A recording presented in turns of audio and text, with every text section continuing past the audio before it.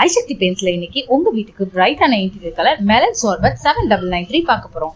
இதோட ஃபார்முலா சொல்றேன், நோட் பண்ணிக்கோங்க. White base 50 ml, exterior red 0.10 gram, orange 0.62 gram. இதெல்லாத்தையும் ப்ராப்பரா மிக்ஸ் பண்ணும்போது சூப்பரான மெலன் சார்பட் 7993 கிடைச்சிடும். இந்த மாதிரி நீங்களும் பெயிண்ட் கடை வச்சு தொழில் செய்யணுமா? உங்க பேர்ல உங்க பிராண்ட்ல நாங்க பெயிண்ட் தயாரிச்சு கொடுக்குறோம்.